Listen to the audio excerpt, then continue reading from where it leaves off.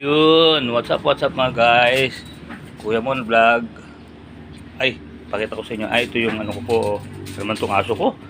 Parang harang dito sa dadaanan ko. Baka matumba ko. Sineparate ko na po yung mga dahon-dahon kahapon na kinuha ko kay Brad Barrio.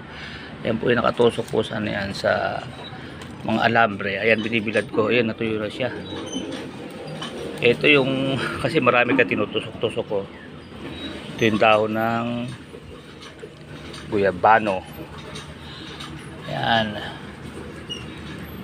Ayan, ito naman yung mga dahon ng avocado. Ayan.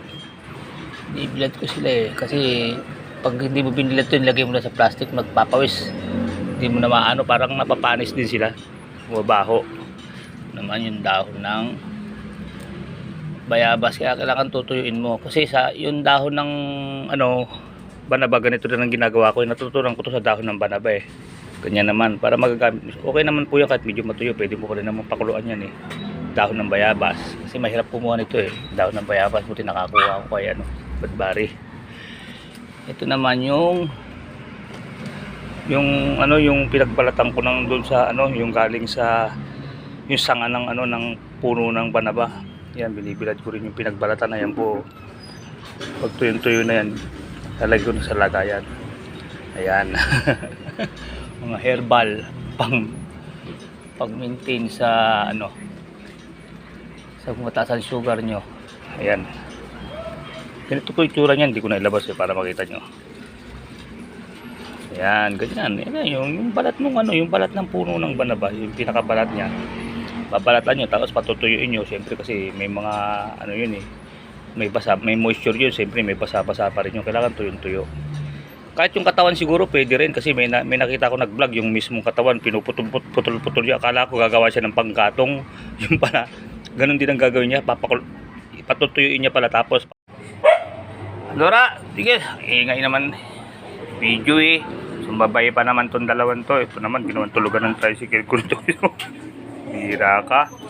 Kaya minsan pinupunas-punasan ko pa yan bago ko umalis. Bira ko, Pandora ka kasi lagi natutulog.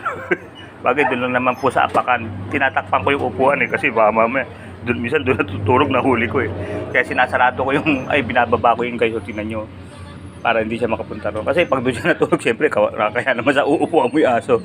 At least dito sa apakan, dyan siya natutulog sa stainless, okay lang. Diyan ka lang matutulog sa apakan Kaya lang siyempre bisa na mo yung aso pati. Kaya sumasakay sa tricycle ko Pandora ka. Pandora po ang pangalan nito Pandora.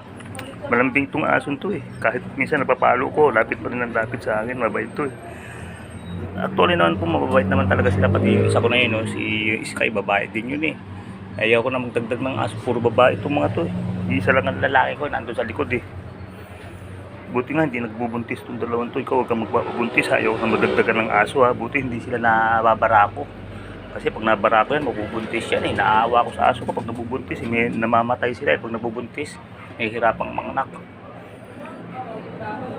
Ay, ito nga pa rin kanina sinabi ko, tuloy ko na yung naputol kanina, nag-pre-storage na naman. Talagang hirap talaga ng mahina ang cellphone. Ito po yung yung sabi ko sa inyo, may nakita ko nag-vlog na ganito. Pwede naman pala kahit yung katawan. Akala ko panggagatong niya nung pinagpuputol-putol niya yung katawan. Yung pala, patutuyuin niya rin pala, papakuluin din, effective din daw pala yun kahit yung mismong katawan pagka naubusan na kayo ng balat. Ito po, nakatabi po yung katawan niyan doon Nasaan na ba yun? Ito, tinabi ko yung katawan niyan. Nasaan na yung pinutol yung katawan niyan?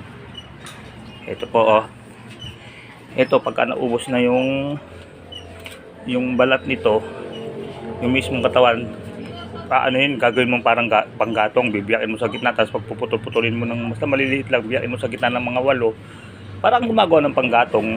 Nakita ko, kala ko panggagatong niya pala. Gagawin niya rin palang herbal na iinumin niya. Kaya ito rin, pag naubos na yun, ito na lang yung mismong katawan na gagawin ko. Kaya tinatabi ko yun.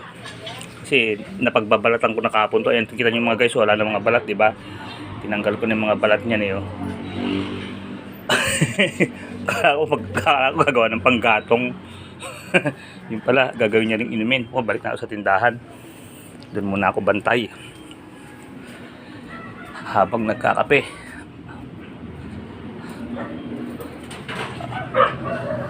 Sige po mga guys, hanggang dito lang po. Gaya po ng dati, keep safe, keep healthy, always trust God. Maraming salamat po sa Diyos. Bye bye po mga guys. Bye bye po. Thank you po for watching.